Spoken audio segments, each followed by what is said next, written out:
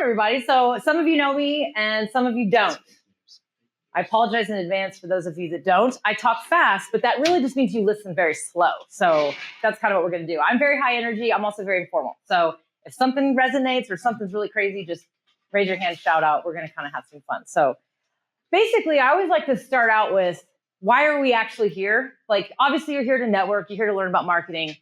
But there's really a deeper reason why you're here, right? So who wants to kind of let me know why they are actually truly here outside of marketing and education? Brave souls out there. I'll call on somebody. And those of you that see me present know I will do that. Rebecca, why are you here? Well, because I love to hear you speak. And I want to learn more so I can work smarter, not harder. Oh, okay. Uh-huh. Right. Tyler, what about you? I have always learned something every time I hear you talk. So now I gotta call a stranger because it's getting awkward. All right. Pink shirt. Name? Julie, why are you here? To see how it can benefit my business. Yes. That's why everybody's here. Y'all liars. You're here to make money. Okay? We're all here because we want to make more money. Ted and his little shameless, spiel about making money. Everybody's here in a way to make money, right? Some of you are here because maybe you have a hobby. Some of you are here because you work for a nonprofit. Some of you are here because you're entrepreneurs or you work for a business. But in the end, none of it really works unless we have money. It's one of those things. There was like that fad for a while. It was like, it can't just be about the money. You have to have deeper reasons. Well, it's a lot about the money. And if you can figure out the core and all that, yes, it's easier to make money. But it's really all about making money. That's truly what it's about. So we're going to definitely talk about business. We're going to be business oriented today. We're going to be talking about marketing. We're going to be talking about the journey. So that's where I always like to start, because before we can actually understand how social media or content can help you make more money and bring more business or boost your business or boost awareness or whatever it is, or even launch. Maybe some of you are pre-launch, right? You have to understand the foundation of marketing. And that's where we're going to start. Okay. So this is definitely a little bit marketing 101. The good news is a lot of things have changed in social media, right? We now have algorithms. We've got all kinds of things. But the foundation of marketing principle has not changed in like 100 years, okay? So we're gonna talk about that a little bit. But the biggest thing for you guys to think about, I want you to think about, is money comes from people, not algorithms.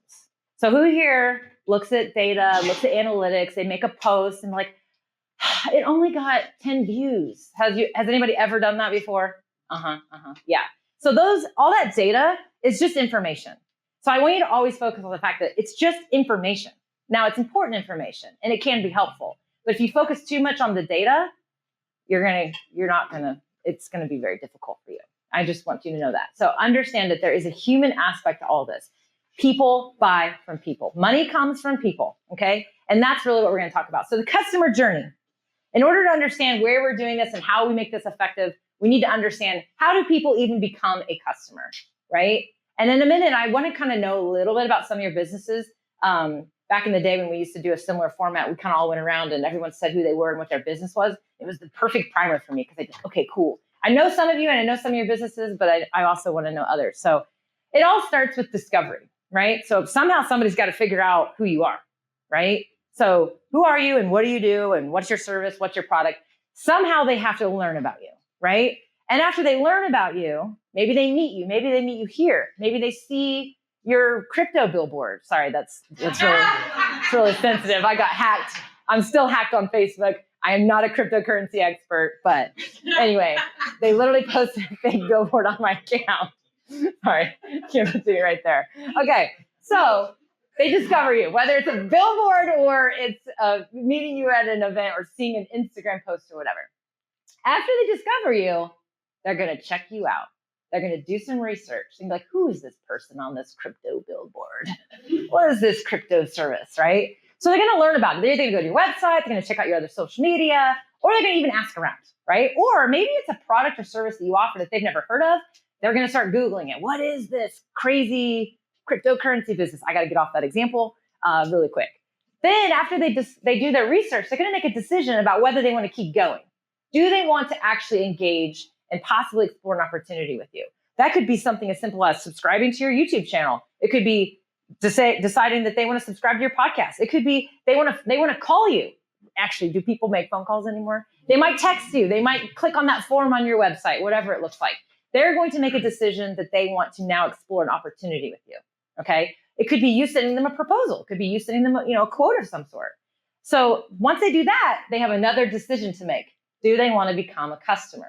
Do they actually want to give you money for whatever it is you do? Ted was in here describing the business.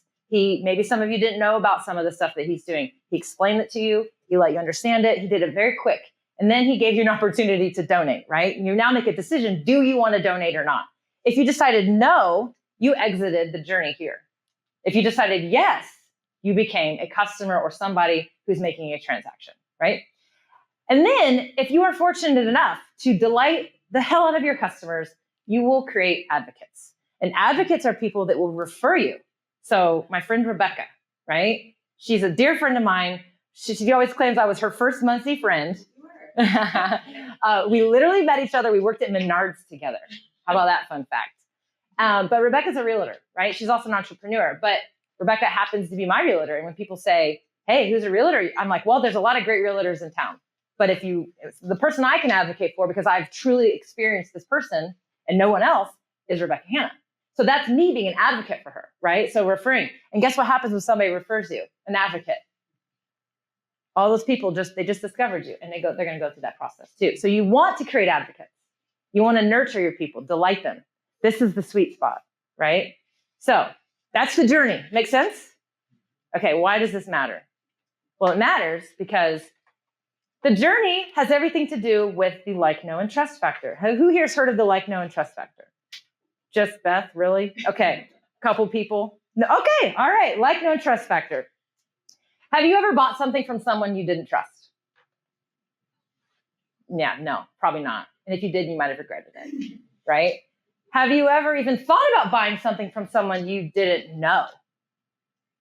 Probably not, maybe. Did you want to get to know someone that you didn't like? No. So I just went backwards. But we're going to talk about this in the fourth. So discovery, this is when people decide whether they like you or not, right? So I have a very big personality. And while I have some fun people in the room saying they like me, there's a lot of people that really don't like me. And that is okay, right? There's nothing wrong with someone disliking you. It's just life. It's just part of it. When you're always yourself, you're going to have people that like you and that don't like you. So this is the process. When they discover you, they do the research, they're going to make that decision. Whether they want to move forward or not has a lot to do with whether they like you, okay? And what that just means is, are you a good fit for them? Are you a good style for them? And then they're going to get to know you. Before they give you an opportunity, they got to get to know you a little bit. That's truly, they're not going to explore anything with you unless they have some sort of element other than just your face in a picture on a billboard or whatever it is. They need to know you a little bit before they're going to actually give you that opportunity. And they're sure as hell not going to become a customer if they don't trust you, okay? So trust, as you can see, takes up most of this entire process. So trust is critical. Someone likes you or doesn't like you is usually a pretty quick decision. Honestly, especially when you have your content out there, they can make that decision pretty quick. Getting to know you, that all depends on what your content's like. How are you interacting in the community? How are you actually engaging, right? That's how people get to know you.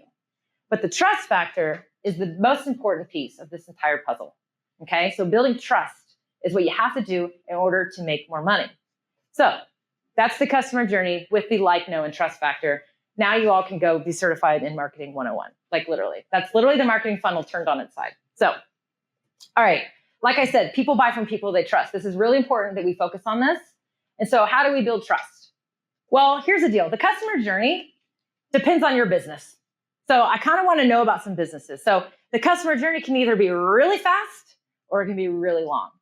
If you've ever had a plumbing issue, your customer journey is usually as quick as who can you call right away?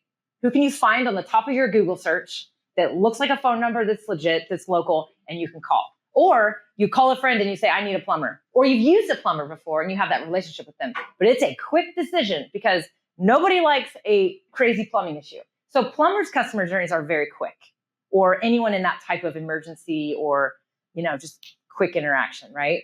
But longer, more money, typically larger things require more time and more trust. So big tickets.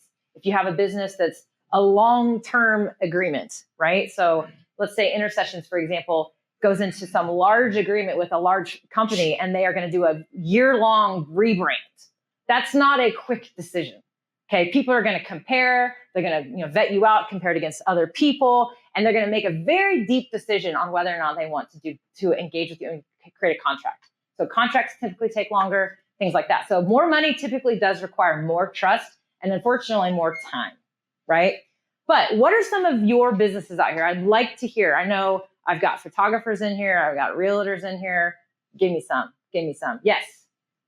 Venue agritourism. Agritourism?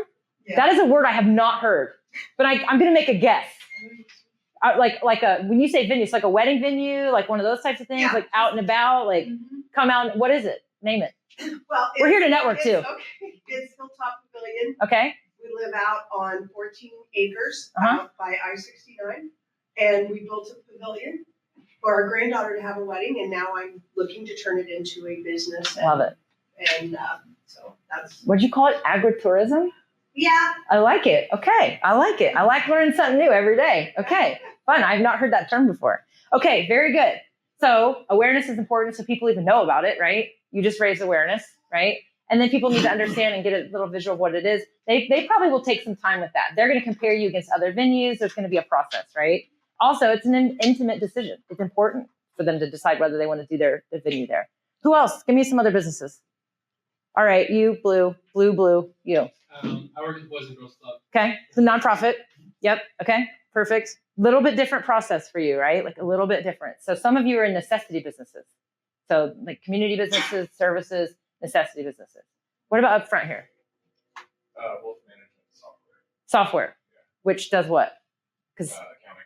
okay, accounting software. Got it. Okay, so like you are providing software for accountants or banks. Okay, got it. That's a bigger decision too. That's not a quick decision, right? So there's a lot of options out there. There's different things. There's an education process that goes with that. Somebody else in this little quadrant here. Yes. Okay, another bank, right? Okay. So banks are multifaceted, right? So you've got, just, hey, I need to open an account. Find it online, quick decision, open an account. The process required no friction. It made it easy for me. But then you have other stuff like commercial lending and other things. It's a whole different process. So you have to be thinking about your own customer's journey because it's not the same for everybody, right? For sure. So anyway, let's get into it. So when you think about your content, and we go back to the process of like, know, and trust. Oh, I told Dylan I'd stay over here. So when you think about your content, how does your content actually play a role in this process, right? Well, people need to discover you, and they can discover you. You can do a lot of work networking. You can be everywhere. I mean, like Matt Howe, I always say, that man is everywhere. Like, I literally am like, I don't even understand. Like, he's got like clones or something. Like, I don't know. He's everywhere, right? So he's an example of somebody who truly, genuinely enjoys being out in the community and has done that. He's done it forever, for as long as I can remember, right? He's always that example. He must have like all kinds of like minions doing his work for him because he's literally always out and about. But anyway, he's done that and it works for him. That doesn't work for everybody because you're all like, I don't have time to do all that because I got to get the work done, right? I got to actually do the work. And so your content can actually be an assistant to this entire process for you. In fact, in today's modern world, one of the things is most people, especially the younger the generations get and the younger your customers get, which they are because everybody's growing, because if you're not growing, you're dying. You are going to be needing to engage with a younger audience. It is what it is. Even if you are in a business where you are working with an elder generation, your elder generation is eventually going to become these new people that are growing up, right? So the digital space and your content is really critical and important. So it's understanding like they learn about you online, they find it, they see a post, maybe you saw a picture, maybe somebody shared something about it. Now you've discovered this business. I'll use Rahel as a good example because she does a great job with her content. And I'm going to use it as an example again. She does a really nice job with her content, but like honestly, like a lot of people have discovered her because of the stuff she's sharing online. And it's like people that, oh, I know that person. That's such a great picture. She's a photographer, but she's different than a typical photographer. So they're like, oh, I love that. I know that person. Oh, I would like to do that. And they can visualize themselves because she's creating these stories and she's sharing the content that way that's raising all this awareness. So anyway, then they decide, okay, now I need to know who this girl is. And I'm going to mispronounce her name every time because everybody probably says Rachel, right? But it's Rahel, isn't it? Okay. So anyway, so I know that because she made a post about it, actually. I think you literally made a post about that one time. So anyway, and then they basically will build trust with her, right? And they'll decide, I want to do that as well. So the whole point of this is this. Your content does three major things.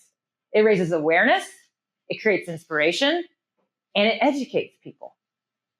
So awareness, we focused a lot on awareness already in this process, but honestly, what if somebody learns about your service, but then they just learn it's there? Like, you have this accounting software. That's great. But you said software. And then I was like, what software? And you're like, accounting. I'm like, for who? And you're like, thanks. Okay, cool.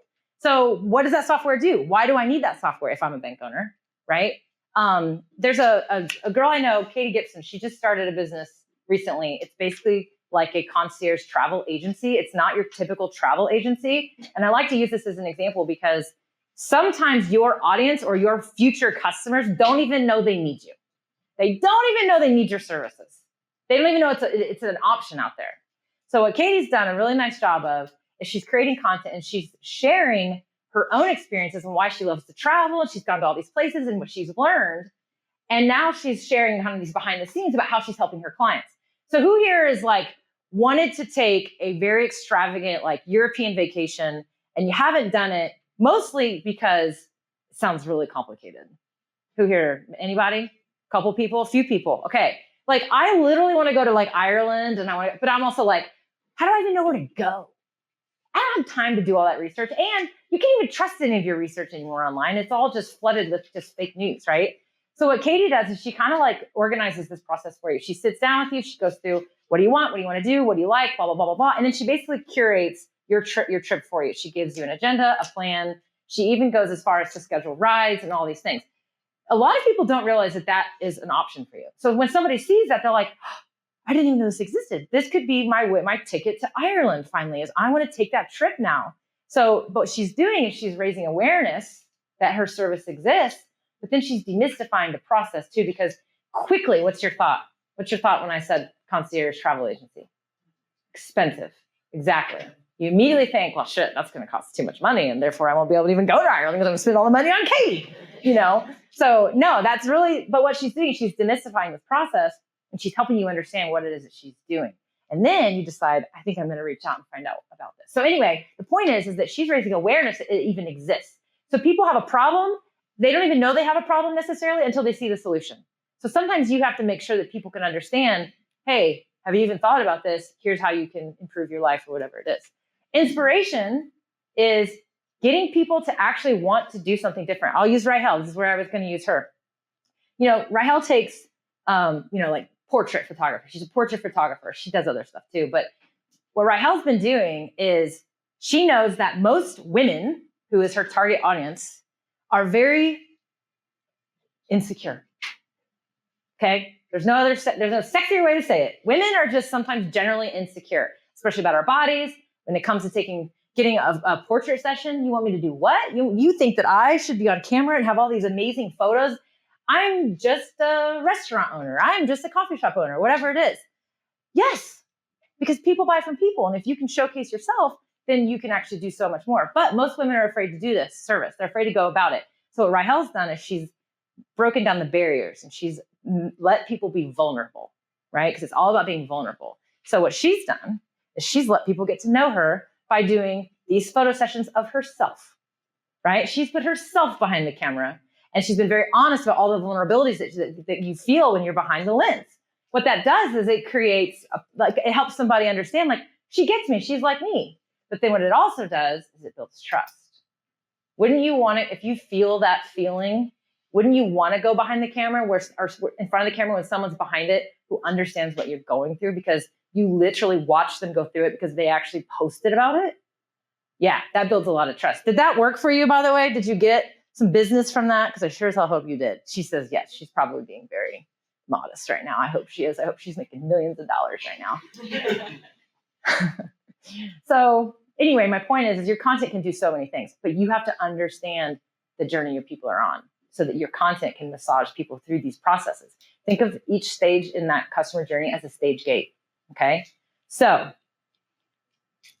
how do we get there faster? Because I'm going to tell you right now, a lot of this takes a lot of time. And I will tell you right now, if you're not posting anything online right now, If you're only posting a post here and there, or a picture here and there, or whatever, it's going to take you a very long time to utilize content as a tool, okay? So how do we get there faster? Well, you have to embrace the concept of core content. So core content is different than just a post. So if you're just posting something, you're like, oh, Rebecca, I'm gonna pick on you, sorry, because I can and you won't hate me for it. Oh, here's a new listing. Here's a house for sale, yay, right? That's great, it's important, but is that building trust? Is that helping me get to know Rebecca? No. So Rebecca every once in a while does these videos. She needs to do more of them, by the way, where she's walking through a house or she's picking up trash for crying out loud in a neighborhood. Who knows? But you literally get to know Rebecca's personality. And Rebecca's polarizing. She's like me. She's a polarizing person, you know? Get us in a room together and you need earmuffs because it's loud, you know? But anyway, my point is that you have to do more than just post. And ads work too, but posts work too, but it just takes longer. So core content is more of what I call anchor content. And that's what we're going to talk about, how you can create core content, what's working today. And then I'm going to give you some tips about how to repurpose that content, because a post takes you 1 minute. A piece of core content is going to take you longer. It's going to take more effort. It's also going to sometimes make you feel vulnerable. You're going to be insecure about what you're creating because it is deeper. It's a deeper connection. But you have to understand that it will work a much longer way, a bigger, deeper way. So you have to understand that in your core content, it's about you. Remember earlier when I said people buy from people they trust? The key phrase there is people buy from people. I have preached this for as long as I've been preaching anything about marketing, okay? I don't care about your logo. I don't care about your colors, whether your logo is great or terrible. In the end, it's the people that buy from people. They connect with a human, okay? So you have to put yourself in your core content, or your people in your business, or your customers, or whatever it is. Like Rahel, I'm gonna pick on her because it's easy, because it's a perfect example. She literally put herself in her content. Like literally she was showcasing her clients, and then she started putting herself in her content so that her audience can understand she relates to them, right? And when I'm guessing, I have not spoken to Rahel about this. I'm guessing that when she started to do that, she got even more interest and even deeper, more enriched conversations. Maybe some people didn't become clients. She may have just become their therapist. I'm not really sure. But the point is that she actually created a connection because she put herself in her content. And that's where the people thing comes into play. So if you're thinking, I'm going to pick on you now, software, easy place to not think that people matter, because it's all about software, right? It's about functionality. It's about, stability, price and all those things. But how do people understand all those things? How do they learn about those benefits? How do they learn about what the software is doing? You should be talking about those things, in your own content. Because if I see a human's face, oh, I saw that person. Oh, I know that person. Or, oh, I really appreciate what he's explaining, blah, blah, blah, or she or whatever. It's about the software, but it's really the connections because of a human, right? So if you even think that you're in a non-human business, the human factor is still there, right?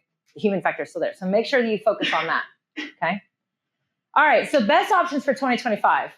So the biggest things that you guys have to understand is it used to be you just posted stuff and it worked. It doesn't work that way anymore. Posts they don't really work. They're very, very short term. People see them and then they don't see them anymore. The things that work are short form video, okay? And I didn't put video up here because I ran out of room on the slide, but short form video is what this is. Short form videos are YouTube Shorts, Reels, TikToks, for crying out loud, whatever. TikToks are like becoming the Kleenex. Like, oh, I posted a TikTok on Instagram. No, you posted a reel on Instagram. You just use TikTok, or you are associating this short comedic video as a TikTok. Well, TikToks can be used as reels and whatnot. So whether you're on TikTok or Instagram or whatever, YouTube Shorts as well. Short form video. They're 60 seconds long. They're 30 seconds long. They're maybe 3 minutes long, but they are short form. Okay? To the point, quick. Not always comedic, by the way. So just because you see a lot of the short form videos being these dancing videos and these voiceovers and all that stuff does not mean that yours have to be that way, right? So keep that in mind.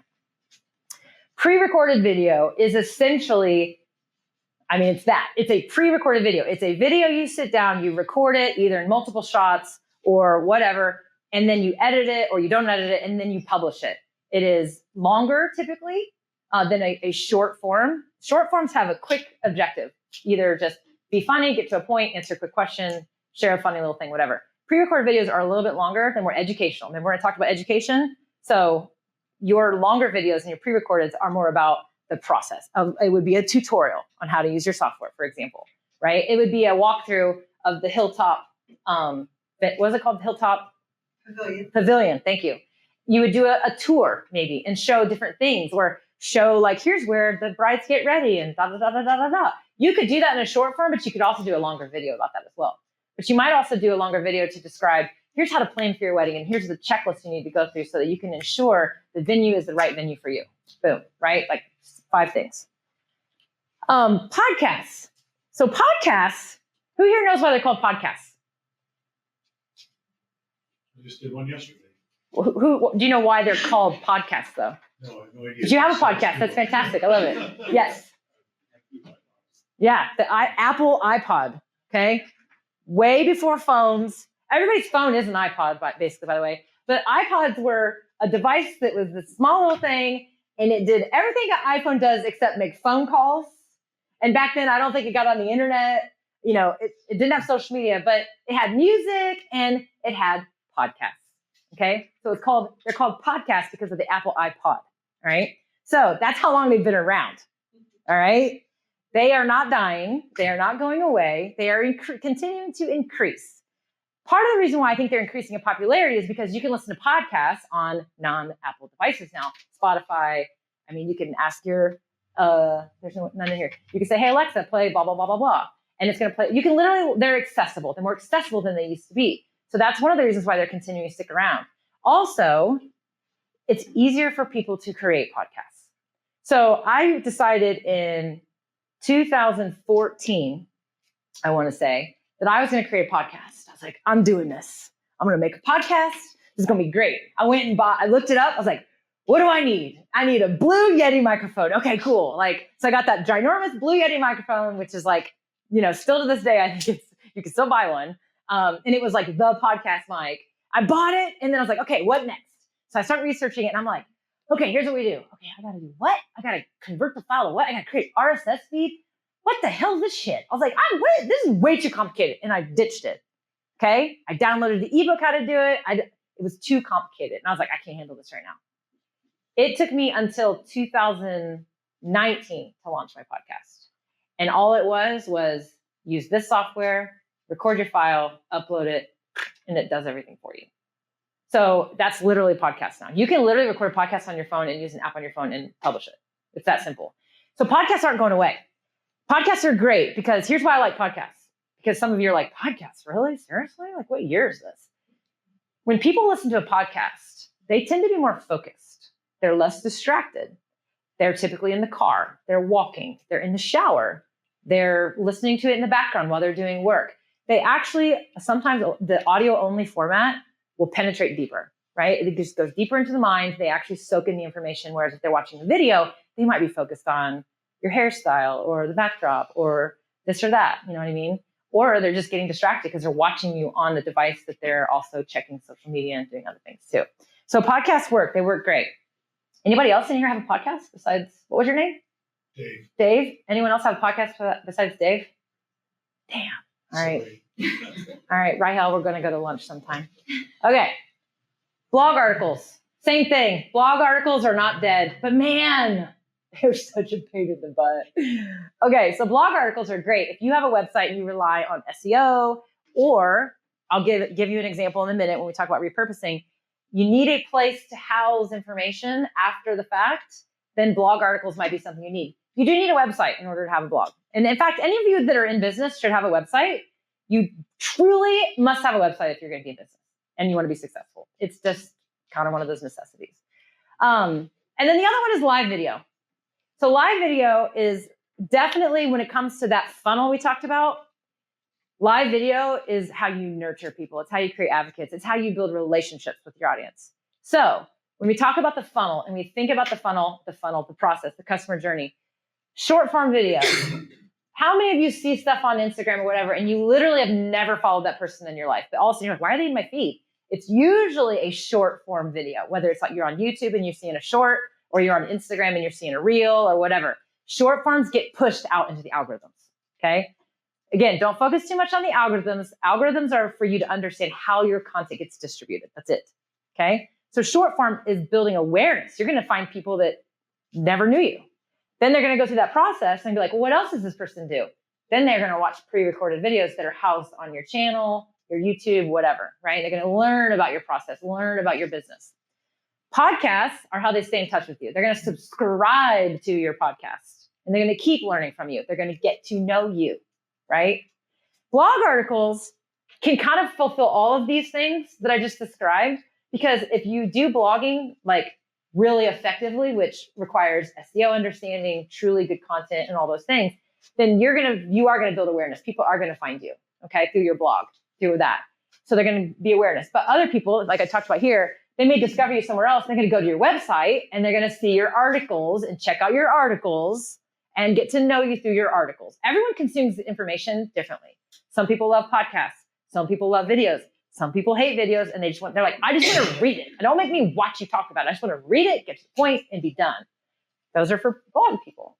So all of this stuff plays a role in people going through that journey we talked about, okay? Live video can raise awareness, less likely than these other formats. What live video does, though, is it builds advocacy. It builds the relationship. Someone has decided they're interested in you. They like you. They're going to get to know you. And now all of a sudden, they feel like you're friends, right? Live video is basically when you literally go live. You are talking to your audience on YouTube. You're on Facebook, wherever, even Instagram Live, and you are live in the moment. And the reason why live format is so different is it's raw and it's real. So it's very trustworthy, because somebody makes a mistake or somebody, I don't know, their mic gets messed up or they have tech issues or they flub over their words. You're like, that's a human I'm watching, not an edited robot or an AI edited video or whatever. So it feels very real, very personal. It builds trust. The other thing it does is, because you're live and your audience can literally be commenting on your video, you can literally be talking to your audience live. It is a conversation that you're having over video virtually. So again, it's a conversation and you get immediate feedback. You get immediate, that really resonated with them. I got a lot of comments when I just talked about XYZ. So live video is how you build a relationship with your audience. It's more down in the end of the process. Okay, does that make sense? Kind of the differences? Before I move on, does anybody have any questions about any of these formats at all? Cool. Okay. All right. So one of the reasons that Brandon asked me to do this presentation, can you talk about repurposing? I was like, yes, I can talk about repurposing. Repurposing is very important. It is not simple, but it is very important, because everything I just talked about, all of these formats that I just talked about, those aren't simple. They take time. They take software. They take you committing to doing something, you understanding ideas. You need to have ideas for podcasts. It's not like a simple process, right? So we want to make sure that you get your big bang for your buck and your time and all those things. So repurposing is really critical. So how can you repurpose your content? Well, there's about 4 major ways you can repurpose your content. And I'll leave this slide up for a minute. Feel free to take pictures of the slide too, if you don't want to write that stuff down. That's what I would do. All right, the first method is content swap, core content swap. Again, we're talking about core content. So all those formats I just talked about. So each format can be converted or reused to another. And I have a slide after this that kind of shows you that. But if you record a video, you can extract the audio, and now you have a podcast, right?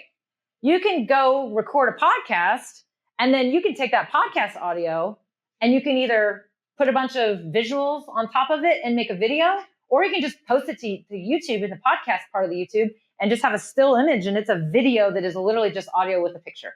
Lots of people are starting to listen to podcasts on YouTube. So it's a video, it works, it's there. I still think it's more like a podcast than this video, but it is what it is. You can take that idea for your podcast, record the podcast, but then go now make a video version of the same information, right?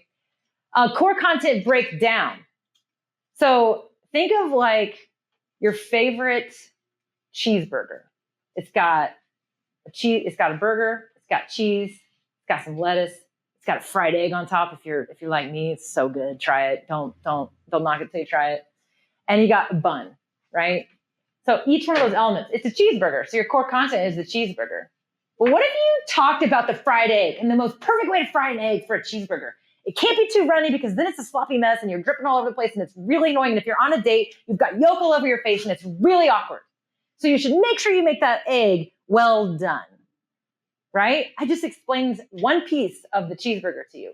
So that's like an example of breaking down the content. So if you have a message and you talk about the 5 steps to deciding for your wedding venue, well, you could take each 5 of those things and break them down and make 5 different pieces of content. You could actually break them down, take a deeper dive on each one and make a long video, or you can make short form videos, right? So take a concept that you made and now break it down. And now you have even more ideas and more pieces of content.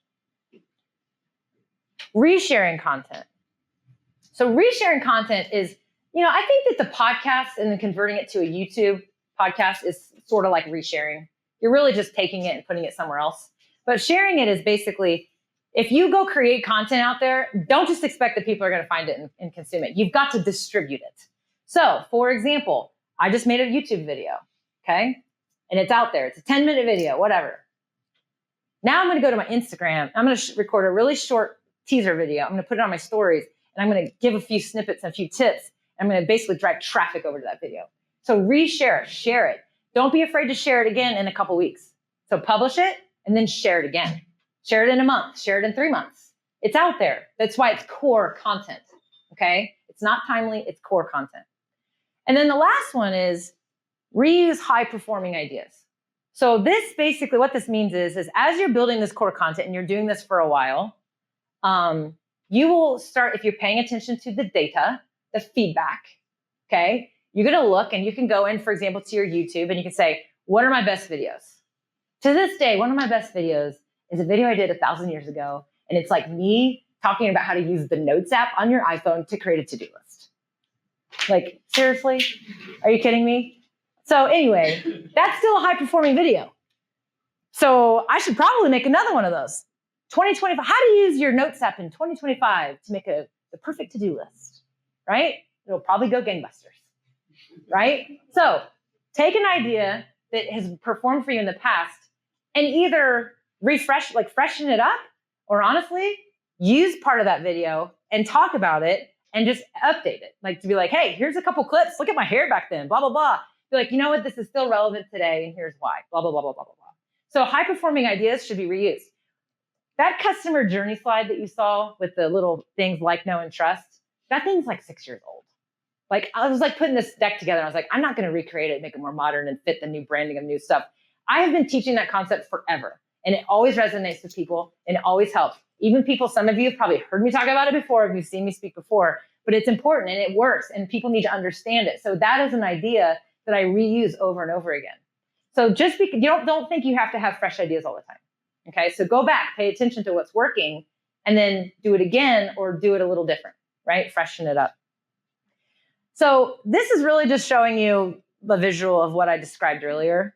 All of these things can become repurposed in some way. So a video can be a podcast can be a video, blogs, videos, podcasts can all basically be together. You can even take a script from a video, and then you can take that script and you can use it and you can use AI to write a blog post. Is that what you guys are doing? You guys use AI to do that? Yeah, perfect. AI is not cheating, you guys. Who here remembers the freaking encyclopedia? We're not all that young. Come on, whatever. I use the encyclopedia, and I'm only 44. I used it. I remember like 5th grade having to write science reports, and we had the encyclopedia on our thing. And for those of you that don't know what I'm talking about, it was our Google, right? It was books. And you had to go to the back of the book. You had to go by alphabetical order. You had to go back of the book and find what you were looking for. Go find an article that didn't make any sense to you, and you had to figure it out. That's how we did it. Then we have Google, we have YouTube, we have all things. AI is just the new way of people doing research and being able to utilize information. Do not think of AI as a replacement. Also, do not use it as a replacement of you. It is an assistant, okay? It is merely an assistant.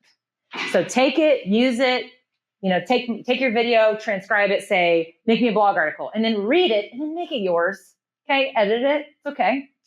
So anyway, video, obviously, can be a blog, same what I just talked about. And then any of these things, as I said, can be broken down into short form, okay? Any of them. And then use live video to engage. So let's say you published a podcast.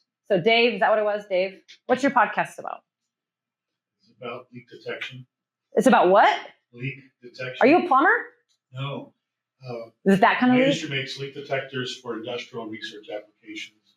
And my business I just started is providing training and consulting to companies that manufacture widgets or research facilities. You can make a podcast about anything, you guys. I love it. That is fantastic. It's totally true, though. I love it. So literally, let's say he makes a podcast about some dye you inject somewhere to detect a leak. I'm not making it up, but whatever. He can then go on live video and he can talk about the exact same concept, and he can do a Q&A. Hey, a podcast this week came out, blah, blah, blah. Here's what we talked about. What questions do you have? So it's how you take your core content, take the same idea, and you just break down the concept and you engage with your audience with the live video, right? So that's why I love this all core content, but live video is sort of just your nurture sequence, your engagement. Okay, so that is how you break all those things down. Now, I want to share a few tools with you because some of you are probably like, how the hell do I do all this? I talked about AI. ChatGPT is, if you haven't heard of it, ChatGPT, go look it up. There's a free version out there. There's also some paid versions. The free version is amazing. It will probably do everything you need. But for example, you can actually go to ChatGPT and say, my business is, I'm in the business of leak detection. I'm not going to use you because I'm not going to rattle that off very well. I'll use Rebecca. So Rebecca's, actually I'm going to use your son. Okay. We're cleaning cars. What are we doing? We're power washing? Car detailing. Okay, car detailing. Great. So you're going to go to ChatGPT and you're going to say, I need some video ideas. I have a car detailing business. I'm in Muncie, Indiana. It's a small community. I want to help people with personal cars. I also want to help people who have fleets, so commercial, whatever. Give me some ideas for videos for my YouTube channel. And in about 7 seconds, it's going to give you a bunch of ideas. And you might read those ideas and be like, oh, those are great. Man, I love number 5. Great. Can you give me more ideas that are very similar to number 5? And it's going to say, yep, it's going to break it down. So all the stuff I just talked about, breaking your concepts down into smaller stuff, you can use ChatGPT as your assistant. It's an assistant. It's going to do all this stuff for you. You can use it in 1,000 other ways. We don't have time to get into it. Opus Clip is another one that's going to it uses AI. It takes a video and it kind of finds the highlights so that you can then edit that video and create shorter form clips of it. So think of you have a 10-minute video. It's going to actually create a few short form clips. You can say, I want it to be 60 seconds. I want it to be 3 minutes. And it's going to go find, I don't know how it does it. And sometimes it sucks. I'm like, that is a terrible clip to use, whatever. So again, use your brain, okay? When you read this stuff. But it's just going to shortcut the process for you. It's going to say, hey, here are some suggested short clips you can use. CapCut. I love CapCut. I'm becoming obsessed with it. If you see the videos out there that are short and there's like green or yellow text when people are talking, it's usually somebody who's used CapCut because that's like the default free branding that they use. But I love CapCut because it is going to help you put captions in front of your videos, which does help because I think it's 85% of people listen or watch videos without the sound on. So having the captions is pretty important. But CapCut's also, if you use the paid version, it's actually a really great video editor. So those longer form videos I talked to you about, you need to be able to edit those or hire an editor. That's fine, but not everybody has the budget or is able to do that. CapCut, I find I've used lots of video editing software and I know it to be dangerous. I am no Dylan, I'm no Matt, I'm no lots of people, but I find it easy. It's more intuitive than others, okay? Descript is another great tool that's going to help you edit podcasts, but Descript is going to actually create transcripts for you. So a transcript is you just recorded something, a video or a podcast, and a transcript is literally, it's going to use dictation, which is AI. AI's basically been around forever. People just didn't realize it. And it's going to say, here's the text of everything you just said, including the ums and the ahs and the whatevers, okay? So, but that transcript is important sometimes to go to repurpose into other formats. So it's a really great tool to use that. And then Riverside is just, it's a live streaming application. There's a bunch of live streaming applications out there. I am a proponent of many of them. I used to be a spokesperson. I still kind of am, whatever, for StreamYard. But Riverside's great because it will help you do podcasts and live video and pre-recorded video. So I like Riverside because it gives you a lot of options and it's very easy to use. So it's a good option. So those are some tools that I would like you to research and look into. There's obviously Canva. Canva can do so many things, create videos now and all that stuff too. But when it comes to just some of this repurposing, I wanted to kind of give you some of these options for you guys to explore and check out. So I think that I'm at the point where I'll do Q&A. Do you do a break at this point, Brandon?